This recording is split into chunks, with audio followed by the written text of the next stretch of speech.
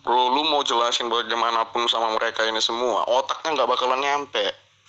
Masa original teks sama terjemahan dibilang seharus sama?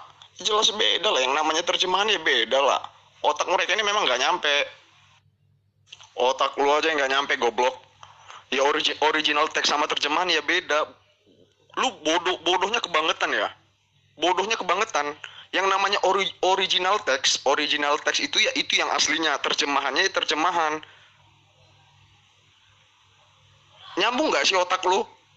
Original teks contohnya bahasa Ibrani Yunani sama nggak sama bahasa Indonesia? Ya jelas beda yang namanya terjemahan. Ini kenapa kayak waria lagi haid? Ada apa bang? Kalau ada masalah mungkin saya boleh bantu. Silakan. Masalahnya lu Jul, anggota lu hujat-hujat, tiba kami hujat-hujat nggak terima. Ya nggak boleh lah itu hujat. Ya, baik Islam maupun Kristen hujat itu agar dijauhkan. Nah, keberadaan kita di sini bukan kita sebagai orang yang paling sempurna, meskipun menurut kita agama kita itu sempurna. Baik Rasul Yesus maupun Rasul Muhammad SAW tidak menginginkan adanya orang-orang yang kemudian memperjuangkan namanya dengan cara yang tidak baik. Toh Islam hadir untuk meluruskan ajaran Nabi Isa atau Yesus yang kalian tuhankan. Ya, itu bedanya di situ. Jadi tidak pantas umat Islam itu menghujat. Ya, tapi kalau misalnya agar ajaran Kristen itu merasa dirinya lebih pantas untuk meluruskan ajaran Nabi Isa atau Yesus, silahkan, tentu dengan cara yang tidak menghujat pula, ya kan?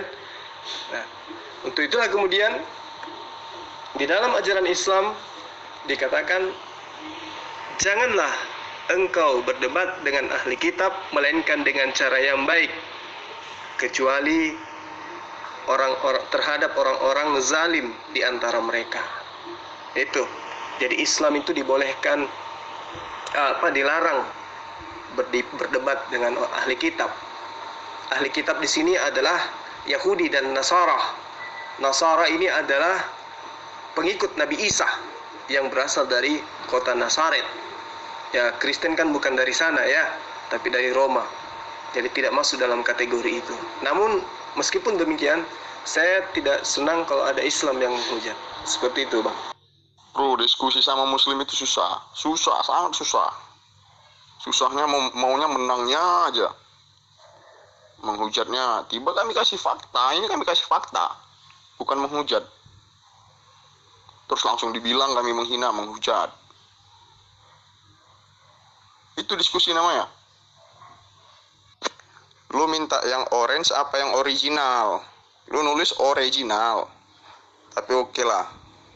Ya gue maklumi, memang kemampuan otak-otak kalian itu memang agak di bawah. Jul, lu jangan sekali lagi sama-samain Nabi Isa sama Yesus, Jul. 1.000.000% berbeda, Jul. Jangan lu ngemis-ngemis minta disama-samain ya, Jul. Beda, Jul, beda. Jangan sama-samain Nabi Isa sama Yesus, beda. Coba Anda lihat, dengan kesalahan satu huruf saja, mulut seseorang itu bisa sobek sampai kuping dengan merendahkan orang lain. Iya kan? Satu huruf saja. Bagaimana sekiranya Nabi Isa atau Yesus alaihissalam itu hidup pada zaman sekarang dan menyaksikan kitabnya yang tidak ada lagi berbahasa sesuai dengan bahasa ibu. Coba Anda bayangkan, andai saja Yesus yang Anda tuhankan hidup pada zaman sekarang, menyaksikan Injil Kerajaan Allah yang diajarkan kepada Bani Israel murid-muridnya, dengan kenyataan yang ada di tangan Anda sekarang, gospel yang Anda pegang, satu huruf saja berubah, Anda bisa kalang kabut. Bagaimana dengan kitabnya orang-orang Yahudi yang kemudian Anda bajak, Anda jiplak masuk ke dalam kitab Anda? Coba Anda pikirkan, satu huruf saja Anda bisa kalap. Bagaimana kalau satu kitab? Jul, udah berapa kali saya bilang, Jul, Nabi Isa sama Yesus itu beda, Jul. Kami nggak kenal Nabi Isamu itu, Jul. Jangan kau sama-samakan, Jul. Iya, secara penamaan beda, itu pasti. Satu menggunakan bahasa yang berasal daripada bahasa penganut pagan Yunani, satu berasal dari bahasa Arab. Ya, itu yang Anda harus pahami. Kemudian, bedanya di mana lagi? Beda dalam konsep yang Islam pahami tentang anak Maria, dan juga beda dengan konsep yang dipahami oleh orang Kristen yang berasal dari Barat. Seperti apa kita harus mendudukkan Nabi ini? Beliau dalam iman kami adalah sosok Nabi yang diutus oleh Allah kepada Bani Israel. Nah, kemudian bagi Anda, Nabi tersebut adalah jelmaan Tuhan. Andai saja anak Maria yang oleh saudara Kristen sebut dengan sebutan nama Yesus hidup zaman sekarang, kira-kira dia benarkan yang mana? Islam atau Kristen? Di mana Islam mendudukkan dia sebagai utusan Tuhan, sementara Kristen mendudukkan dia sebagai Tuhan. Saya ini ingin Anda menjawab dengan nalar yang netral. Jangan sebagai Kristen, jangan juga sebagai pengikut Paulus, tetapi netral. Layaknya saya duduk di posisi yang netral.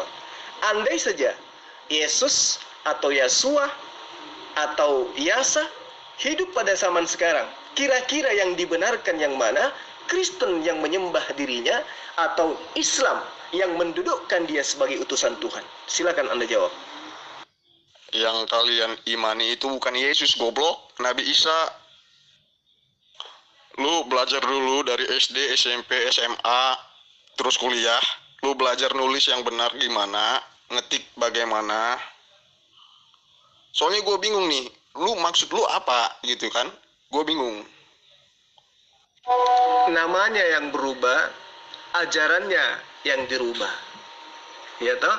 Islam mendudukkan ajaran Nabi Isa yang kemudian dituhankan dengan nama Yesus, yang mana nama Yesus itu berasal daripada penamaan dewa mitologi, ya, yaitu Zeus, seperti itu.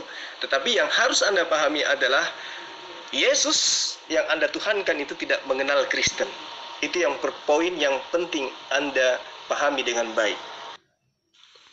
Kau pura-pura bodoh apa nggak tahu, Jul?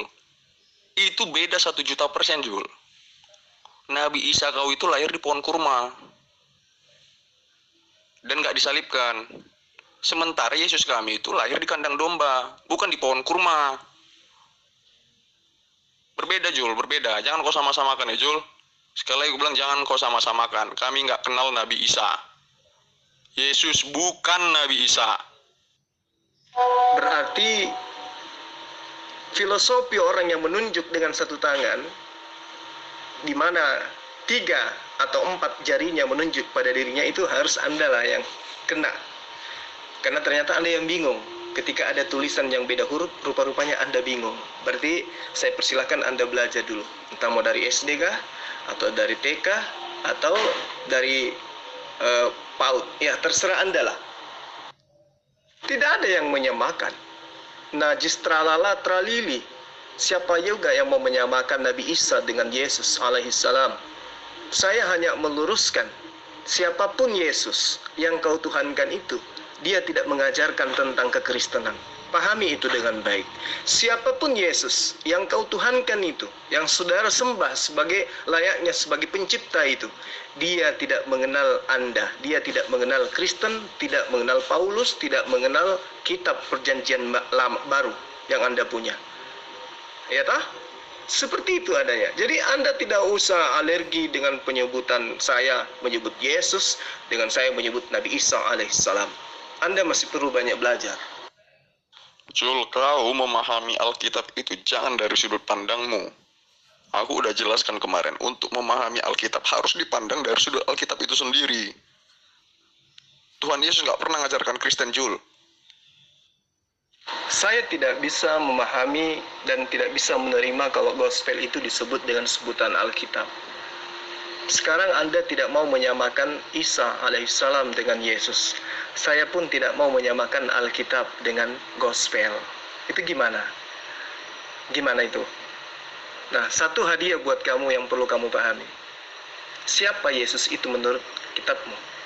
Menurut kitabmu, gospel, ya, dan juga pemahaman kekristenan yang kamu punya, Yesus adalah anak manusia yang lahir dari perawan Maria. Iya toh? Pada tanggal 25 Desember 1 Masehi, beliau kemudian dilahirkan oleh perawan. Dari mana konsep itu kamu dapatkan? Ya, saya tambahkan. Apa yang Anda ketahui tentang Yesus? Tentu cuma rujukan dari cerita-cerita gereja kan? Kelahirannya ditandai dengan kemunculan sebuah bintang di timur dan diikuti oleh 3 orang majusi yang memberkati beliau dengan juru selamat yang baru. Yesus sudah menjadi guru pada usia 12 tahun. Dibaptis oleh Yohanes kira-kira pada usia 30 tahun. Bagaimana dengan Dewa Horus, dewa orang Mesir, lahir juga pada tanggal 25 Desember. Kelahirannya pun ditandai munculnya sebuah bintang dari timur, kemudian ditemukan oleh 3 orang raja, lalu dijadikan juru selamat baru. Pada usia 12, Dewa Horus pun menjadi guru, dan pada usia 30 tahun dibaptis oleh Anub. Saya ingin tahu dari Anda, atau apa yang Anda ketahui tentang konsep ini? Kebetulan atau memang Kristen itu berasal dari sana? Ya itu kan bagi kau, terserah kau mau ngomong apa, goblok. Goblok, kau jangan mengemis-ngemis. Kau bilang yang kau sembah itu Yesus. Bukan, yang kau sembah itu Nabi Isa. Yang kau imani itu Nabi Isa, bukan Yesus. Jangan kau sama-samakan. Memang tidak sama. Yesus itu adalah sebuah cerita yang disadur atau diadopsi dari konsep Horus dan juga Mitra, di mana mereka ini sama-sama lahir tanggal 25 Desember, memiliki 12 murid, kemudian mereka lahir dari perawan. Itu sama ceritanya, ya. Jadi tidak ada yang menyamakan antara Nabi Isa dengan Yesus dalam konsep. Tetapi dalam penjabaran bahwa dia adalah seorang nabi yang diutus oleh Allah kepada Bani Israel, baik orang-orang Kristen maupun Islam pasti mengakui itu, bahwa dia adalah seorang nabi yang diutus hanya kepada domba-domba yang hilang dari Bani Israel. Oke, saya tantang kau ya. Kau cari satu kata di Al-Quran yang ada kata Yesus. Saya juga tantang Anda mencari kata Allah yang ada di dalam kitab Yunani original text daripada gospelmu itu. Ada nggak? Jul, kau pelajari dulu, Jul. Itu awal tahun Masehi itu di bulan berapa, Jul? Ya, kau pelajari dulu ya.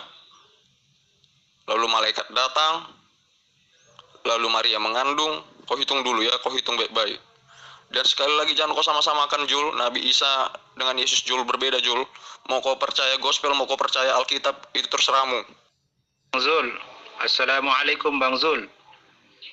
Saya ikut dalam pembahasan ini ya. Kebetulan mualaf juga, jadi ya kita sama-sama belajar di sini ya. Ya Bang Zul ya.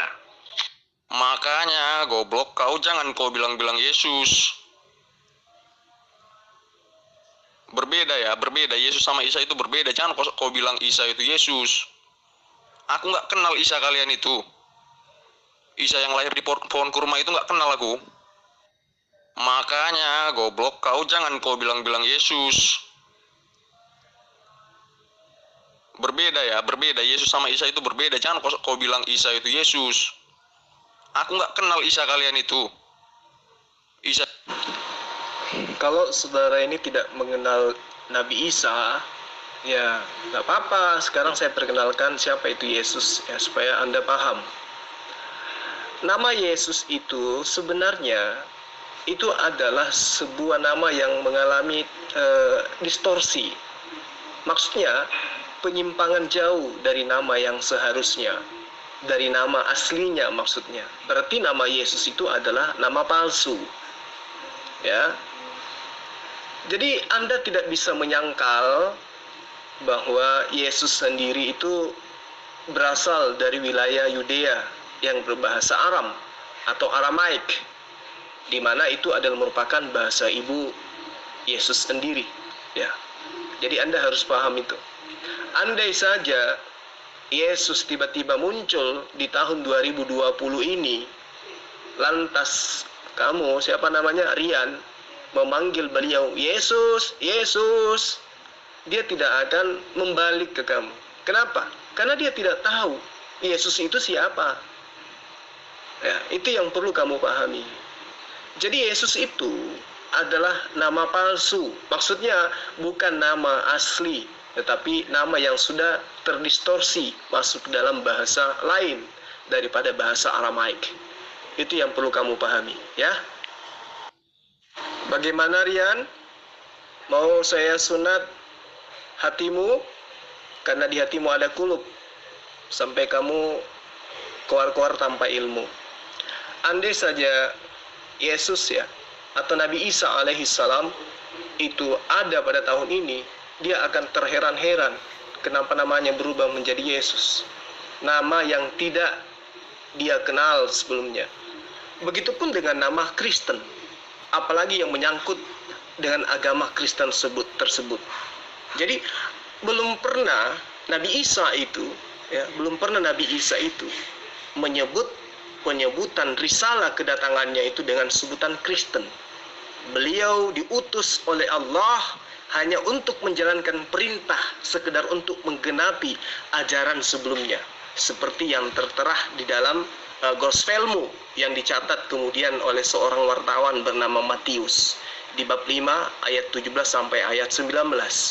Jangan kamu menyangka bahwa aku Isa datang untuk meniadakan hukum Taurat, ya, tetapi aku datang bukan untuk meniadakan, melainkan untuk menggenapi atau melengkapi. Karena aku berkata kepadamu, wahai Rian, sesungguhnya selama belum lenyap langit dan bumi ini, Rian, satu iota pun atau satu titik pun yang paling terkecil tidak boleh dihilangkan dari hukum Taurat sebelum semuanya itu terjadi, wahai Rian. Di ayat 19-nya, Nabi Isa berkata, karena itu, siapa yang meniadakan salah satu perintah hukum Taurat, sekalipun yang paling terkecil, Rian, dan mengajarkannya demikian kepada orang lain, Rian, maka dia akan menduduki tempat yang paling rendah alias neraka. Tetapi barang siapa yang melakukan dan mengajarkan segala perintah-perintah hukum Taurat, Rian, agar kamu tahu, Rian, dia akan menduduki tempat yang tertinggi di dalam kerajaan surga. Jadi kesimpulannya, nama Yesus itu adalah nama palsu, nama yang sudah distorsi. Ya, Yesus tidak pernah membawa ajaran agama baru. Yesus tidak mengenal ajaran Kristen. Itu yang perlu kamu paham. Lalu siapa yang mendirikan Kristen? Siapa yang merubah nama Yesus menjadi nama Isa menjadi Yesus? Sebentar saya terangkan kepada kamu.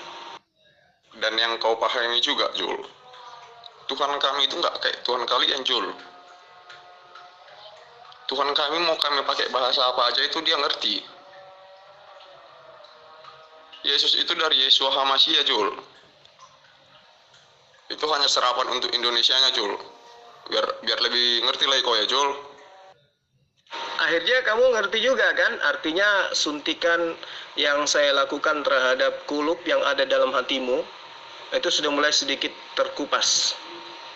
Bahwa Yesus itu adalah nama samaran, nama palsu, nama yang sudah didistorsi, ya.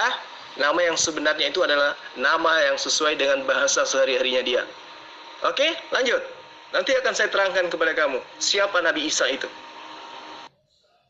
Jangan kau bilang siapa Nabi Isa, Jul. Aku nggak kenal Nabi Isamu itu, Jul. Ya, saya sangat maklum. Wajar kamu tidak kenal Nabi Isa, karena kamu bukan pengikutnya. Kamu adalah Kristen, ya toh? Siapa Kristen ini? Itu yang perlu kamu paham. Nah, jangan-jangan kamu nggak tahu Kristen itu siapa. Jadi sesungguhnya yang mengajarkan Kristen kepada kamu itu bukan Yesus, bukan Yeshua HaMashiach, bukan. Ya, tetapi dia adalah Paulus. Maka wajar ketika kamu itu tidak kenal Isa. Wajar. Ya. Jangankan Isa kamu kenal, ajaran Yesus pun kamu nggak tahu. Itu yang perlu kamu paham. Jadi yang mengajarkan tentang Kristen, yang mengajarkan tentang Yesus itu bukan Yesus, tetapi dia adalah Paulus dan Barnabas. Jadi pengajaran itu dimulai di Antioquia. Kamu boleh baca di Kisah Para Rasul 11 ayat 23 sampai ayat 26. Di mana di sana Paulus masih bernama Saulus dan juga di sana ada Barnabas. Ya, di sanalah kemudian di Antioquia mereka mengajarkan siapa itu Yesus dan siapa itu Kristen. Itu yang perlu kamu pahami. Jadi kesimpulannya, Yesus atau Yeshua HaMashiach itu tidak pernah membawa agama, apalagi menamakan dirinya dengan nama Yesus dan menamakan ajarannya dengan nama Yesus, nama Kristen. Ya, jadi itu bukti kenapa kamu tidak mengenal Isa alaihissalam, karena memang kamu bukan pengikutnya. Aku nggak kejang-kejang, memang otakmu itu perlu dibongkar.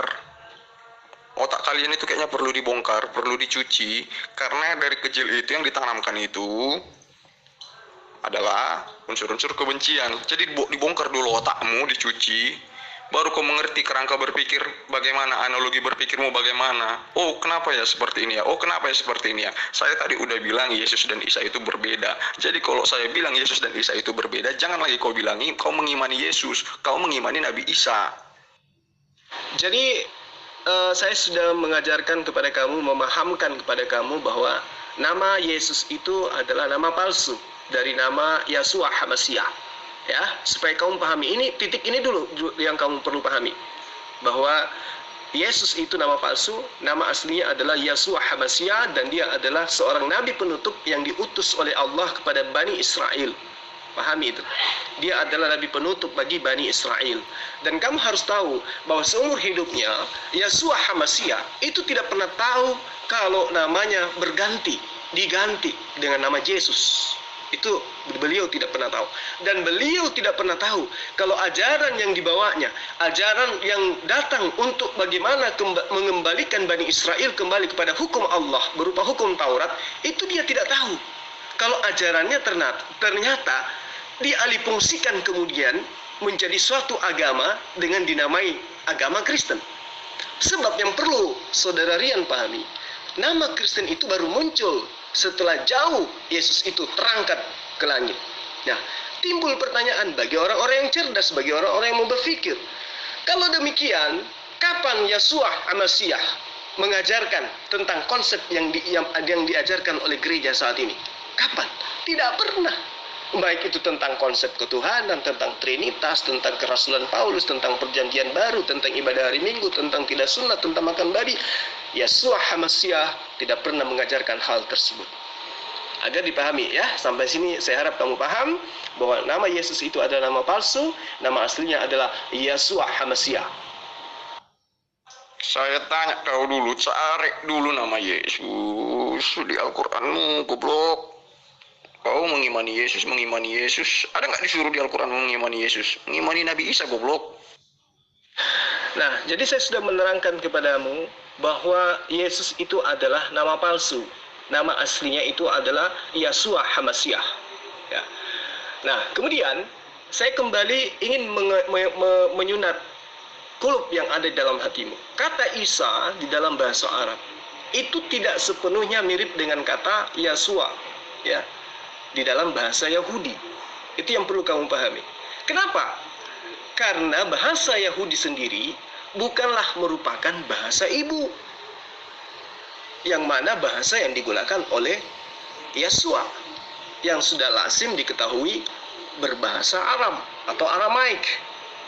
Dan di dalam bahasa Aram, ya, kata Isa itu jelas disebut dengan sebutan Esoh, bukan Esau, seperti yang banyak disalah tafsirkan oleh orang-orang Kristen.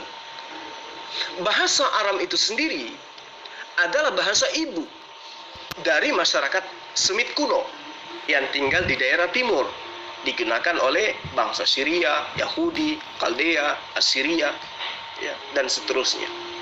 Jadi itu yang perlu kamu pahami.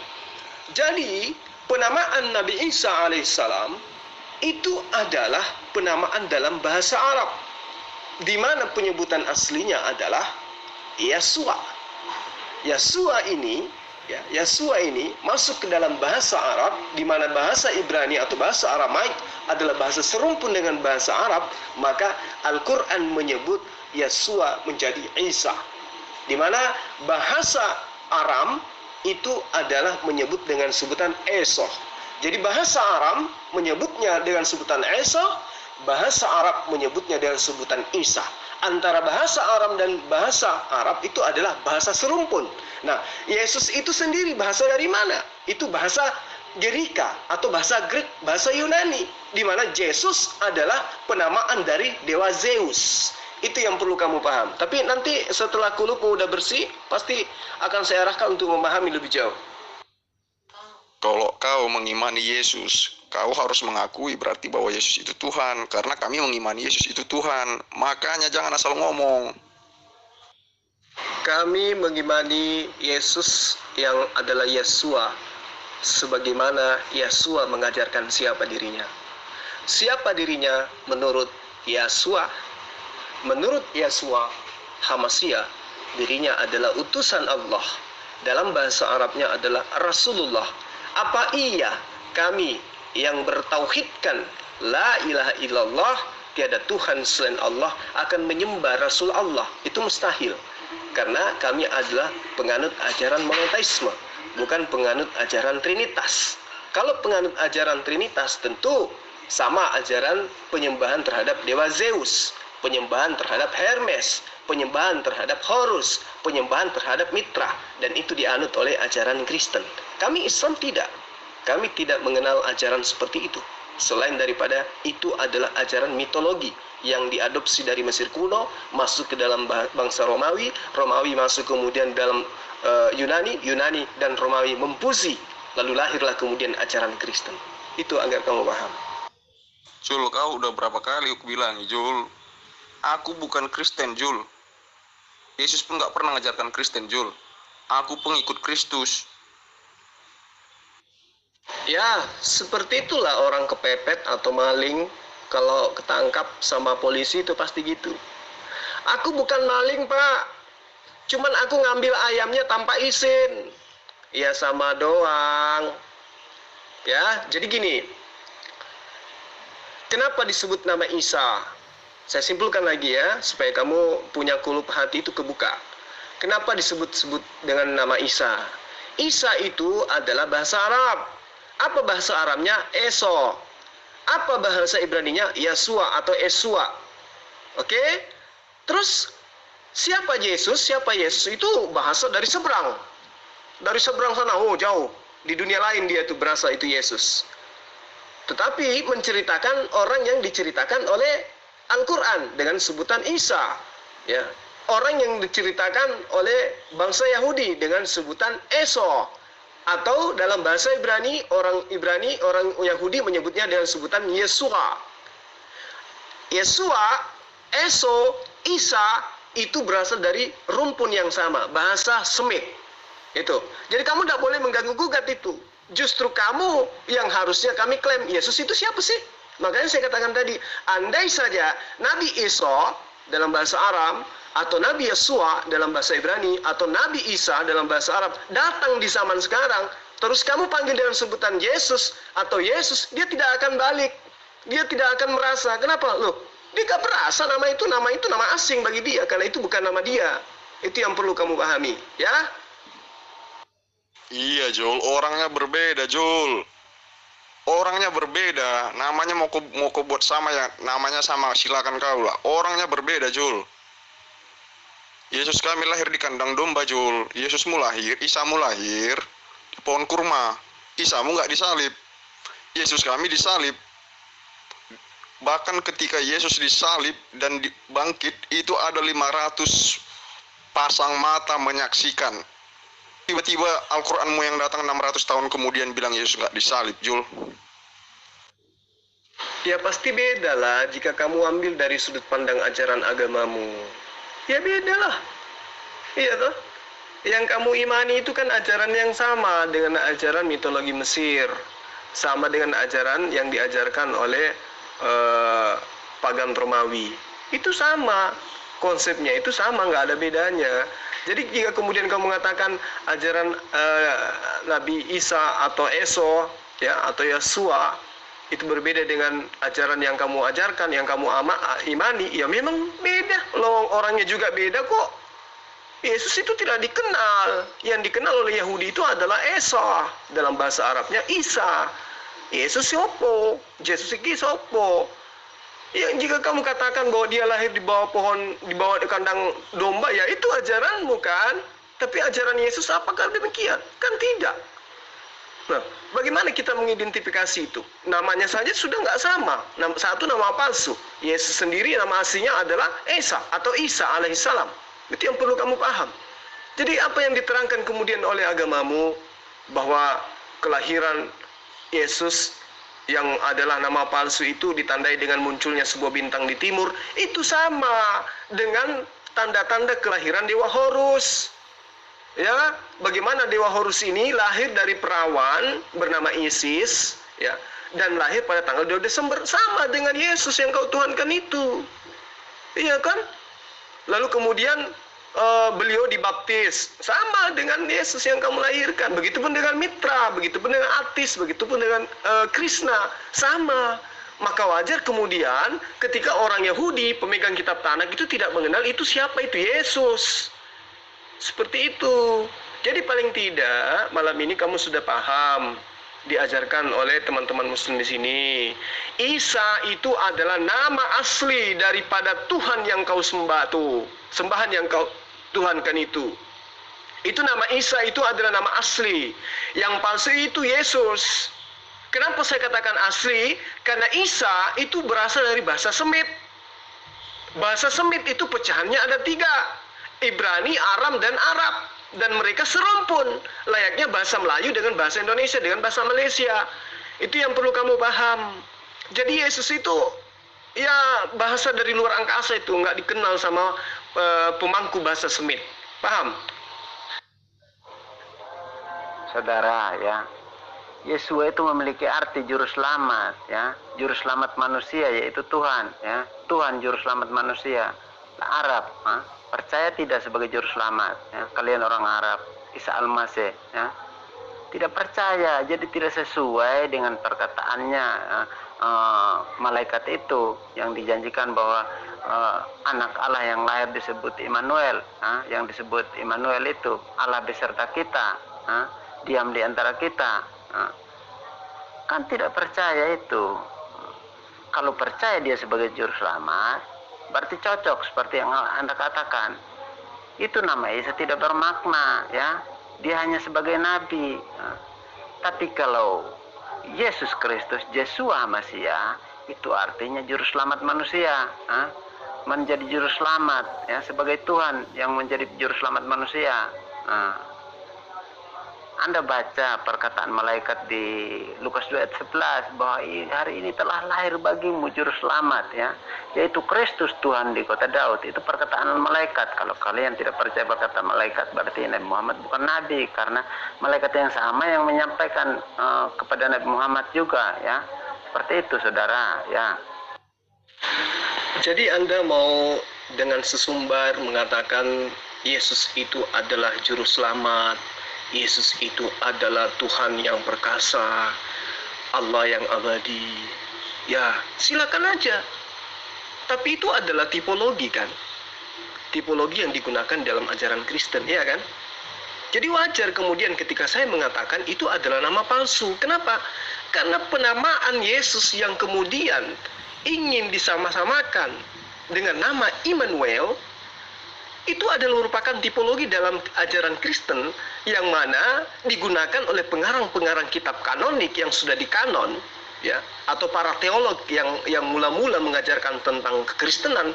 Itu adalah jelas merupakan upaya untuk mencocok-cocokkan peristiwa-peristiwa yang terjadi pada tokoh-tokoh perjanjian lama atau Tanakh ke dalam kitab gospel yang Anda imani sebagai perjanjian baru. Itu yang perlu Anda pahami. Bahwa penamaan Yesus sebagai Immanuel itu distorsi yang sangat memalukan menurut saya, Bang. Itu yang perlu Anda paham dengan baik. Kenapa saya katakan demikian? Karena di dalam kitab Tanak, penamaan Yesaya, penamaan Yeskiel, penamaan Nehemia, penamaan Zakaria, Yeremia, Samuel, Mikael, Yosua, dan seterusnya itu adalah penamaan-penamaan yang merupakan sifat yang ditujukan kepada Hasem atau Allah. Yesaya misalnya, keselamatan Tuhan. Yeskiel misalnya, Tuhan itu kuat, atau Tuhan kuat, Tuhan maha kuat. Nehemia, Tuhan maha penghibur. Yeremia, Tuhan yang maha petunjuk atau Tuhan maha tahu. Kemudian Zakaria, Tuhan maha mengingat. Atau Mikael adalah tidak ada yang sama seperti dia. Atau Yosua atau Yosia, yang bisa diartikan oleh orang-orang Yahudi dalam menggunakan pendekatan bahasa sebagai Tuhan penolong atau Tuhan penopang.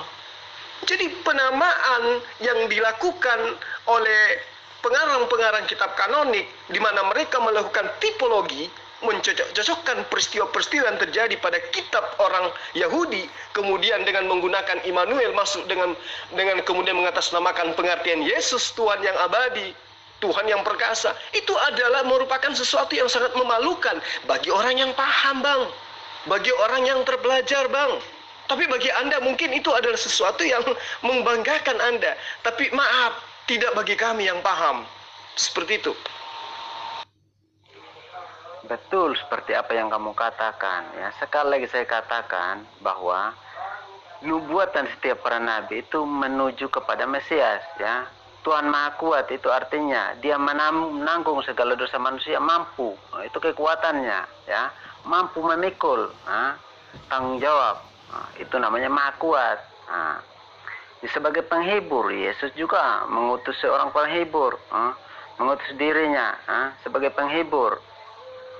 Begitu. Jadi kalau kita berbicara tentang ketuhanan Yesus, jangan dulu lari kepada pribadi kamu orang Kristen. Kesaksian malaikat, malaikat itu tidak berbohong, saudara. Menurut kami, menurut keyakinan saya, malaikat itu tidak ada kata sedikit pun berbohong. Mereka penyampai langsung dari Allah. Kalau manusia seperti nabi mungkin ada kekeliruannya, tidak tahu. Itu saya tidak tahu. Tapi kalau namanya malaikat, itu sudah asli dari Tuhan. Lah nyatanya kalian percaya Nabi Muhammad sebagai nabi, yang menyatakan konon katanya kan tidak ada saksi juga sebenarnya, tapi kalian percaya karena malaikat itu dari Allah, walaupun tidak ada saksi kalian percaya. Jadi iman kami bukan saja sebagai kami lihat dari cara perbuatan Yesus yang sudah menyatakan bahwa Dia Tuhan, dari cara-caranya, kelakuannya, pekerjaannya, Dia datang ke dunia ini yang sudah membuktikan Dia adalah sebagai Tuhan. Tapi ada yang lebih utama, sehingga saudara tahu bahwa Yesus datang, Allah itu mengutus malaikatnya untuk menjelaskan tentang dirinya, tabiat Allahnya itu. Makanya diutus Jibril mengatakan bahwa hari ini telah lahir bagimu Kristus Tuhan di kota Daud. Semua tentara surga turun memuji Dia.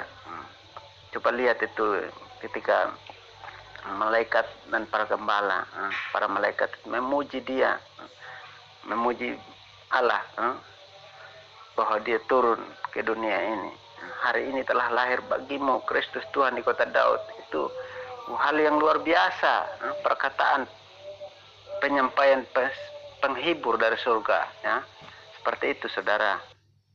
Iya, saya paham.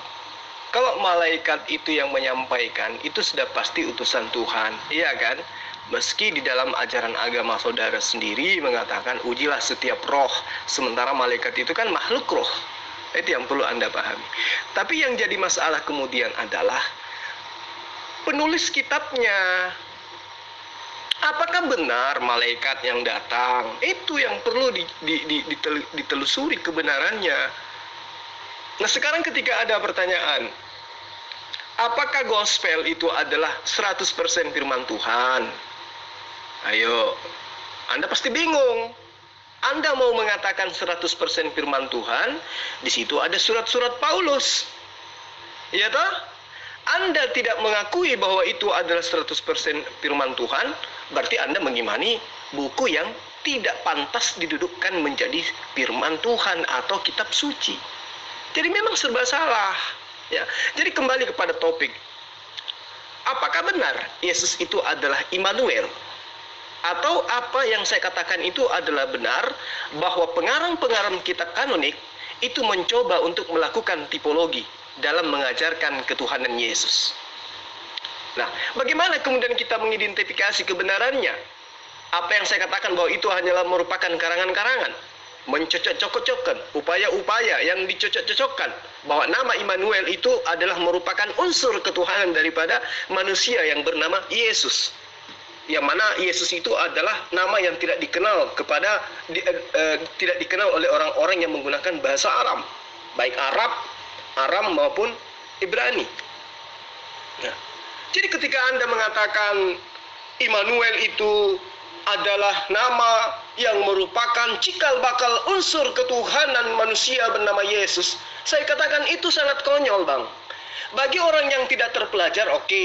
Orang yang tidak belajar teolog, oke. Tapi macam saya, macam teman-teman saya yang lain, manalah bisa Anda kibulin dengan pernyataan-pernyataan Immanuel itu adalah penamaan yang merupakan unsur ketuhanan Yesus? Nggak mungkin. Karena kami tahu, Yesaya 7 ayat 14 itu bukanlah Yesus. Ya. Coba Anda perhatikan dengan seksama, teliti dengan cara yang betul-betul netral. Bagaimana kronologi nubuatan Immanuel ini diucapkan oleh Yesaya? Itu yang perlu Anda paham. Ya, nubuat kelahiran Immanuel, di mana Immanuel jelas tertera di dalam Yesaya 7 ayat 1, itu unsur ceritanya jelas. Jadi kalau Anda mengatakan bahwa Yesus itu Tuhan yang perkasa, Tuhan yang seperti ini, dia adalah semua, iya, itu di iman Anda. Itu di iman Anda. Boleh-boleh saja. Tetapi jangan Anda jabarkan itu adalah mutlak kebenaran ketika di hadapan kami-kami ini yang belajar teolog. Jangan. Karena itu adalah merupakan sesuatu yang akan menelanjangi Anda nantinya. Sama ketika saya melihat tadi sesumbar saudara Rian. Jangan kau sebut Tuhan kami dengan nama Isa. Isa itu bukanlah Yesus. Nah, saya terpanggil untuk meluruskan pemahamannya dia. Justru dia yang merupakan ajaran palsu, penamaan palsu. Nama sebenarnya daripada Nabi yang diutus kepada Bani Israel, yang dilahirkan oleh seorang perawan tanpa sentuhan laki-laki, itu adalah Isa atau Eso atau Yesua. Sementara Yesus itu adalah terjemahan dari bahasa Inggris, Jesus. Jesus berasal dari bahasa Yunani Esos, di mana bahasa Aram di mana Esos itu tidak dikandung di dalam pemaknaan bahasa Aram. Seperti itu, Bang. Jul, aku bukan kulub, Jul. Bukan tertutup, Jul. Karena memang nggak ada kebenaran, Jul. Di kitabmu itu nggak ada kebenaran sama aku, Jul. Aku mengimani Yesus itu lahir di kandang domba, Jul. Itu bukan ajaran, Jul. Itu historis. Historikal, sejarah. Yesus disalib dan bangkit itu juga sejarah, Jul. Bukan mengimani, Jul. Harus kau pahami itu, Jul. Terus kau bilang Isa, Eso. Ya, Yesus itu, Jul, itu dari Yesua Hamasia. Arabnya pun Yasu, Jul. Harus kau pahami lagi lah, Jul, ya. Aku bukannya tertutup. Kaulah yang tertutup, Jul. Makanya semoga Bapa membukakan pintu hatimu untuk menerima kebenaran. Jadi saya berpanjang lebar itu tidak ada sedikit pun mengarahkan Anda terhadap kitab saya. Tidak. Saya meluruskan iman Anda yang tadi ngegoblok-goblokin, yang ngata-ngatain dengan nada tinggi, seakan lebih hebat, ya. Ternyata Anda memang masih awam dari ilmu kekristenan. Ini lagi-lagi Anda membuka aib mengenai kelahiran sembahan Anda pada kelahiran Anda di dalam kandang binatang atau kandang hewan. Nah, saya mencoba untuk menyelusuri apa yang Anda maksud ini. Coba kita ambil dari perayaan Natal, di mana harus Anda pahami bahwa Natal ini itu diperingati atau dicetuskan nanti di abad ketiga, tepatnya 320 Masehi sampai 354, ya sekitar itulah, oleh pimpinan gereja Paus Liberius. Nah, jadi pada saat penetapan tanggal 25 Desember itu bersamaan dengan momentum dilanggengkannya, diabadikannya oleh Romawi, oleh Paus Liberius tentang kelahiran Dewa Horus atau Dewa Zeus atau Mitra yang mereka imani, yaitu tanggal 25 Desember. Ya, itu yang perlu Anda pahami dengan baik. Sementara di dalam Gospel Lukas yang Anda imani sebagai kitab suci, meskipun itu dituliskan berdasarkan hasil penyelidikannya Lukas, asistennya Paulus, itu jelas dikatakan bahwa Yesus yang adalah nama palsu dan Isa adalah nama asli, itu lahir pada masa musim gugur, yakni kisaran bulan Maret. Ya. Jadi kalau dikatakan di dalam Lukas bahwa Yesus yang saudara tuhankan itu lahir pada musim gugur, itu berarti itu berarti bahwa beliau itu lahir di sekitar bulan Maret. Berarti sejalan dengan apa yang dituangkan di dalam Al-Quran. Ya toh, bahwa bulan Maret itu adalah musim di mana buah kurma lagi ranyum-ranyumnya. Buah kurma lagi subur-suburnya, lagi musim buah kurma, maksudnya gitu, lagi musim panen. Di dalam Al-Quran itu jelas diterangkan dalam surah Maryam ayat 22 sampai ayat 26 bahwa Nabi Isa itu lahir di bawah pohon kurma, karena pada saat itu adalah musim buah kurma.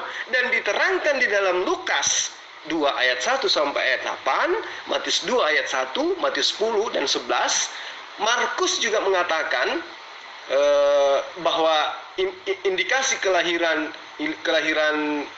Yesus itu kisaran bulan itu. Bukan Markus maksudnya, Matius sekitar bulan itu. Jadi jelas apa yang dituangkan oleh surah Maryam ayat 22 sampai 26 itu berkesesuaian dengan apa yang dicatat oleh pengarang Lukas. Nah, lalu dari mana kemudian lahirnya perayaan tanggal 25 Desember? Sementara Lukas dan juga Matius menjelaskan Yesus itu lahir di musim gugur. Kapan musim gugur itu? Itu adalah bulan Maret, bulan di mana buah kurma lagi ranyum-ranyumnya. Dan Al-Quran menerangkan Nabi Isa lahir pada musim buah kurma, bukan pada tanggal 25 Desember, di mana itu adalah perayaan Natalnya orang Kristen, yang mana pada saat itu bukan merupakan musim gugur. Akan tetapi Paulus Liberus yang ada di Roma pada abad keempat mengubah literal gospel dengan menyebutkan Yesus lahir pada tanggal 25 Desember. Hal itu semata-mata untuk menyatukan umat Kristen dan umat Katolik dalam merayakan Natal. Karena sesungguhnya perayaan Natal itu sendiri merupakan budaya dari umat Katolik Roma pada masa Kaisar Konstantinopel. Itu yang perlu Anda pahami dengan baik.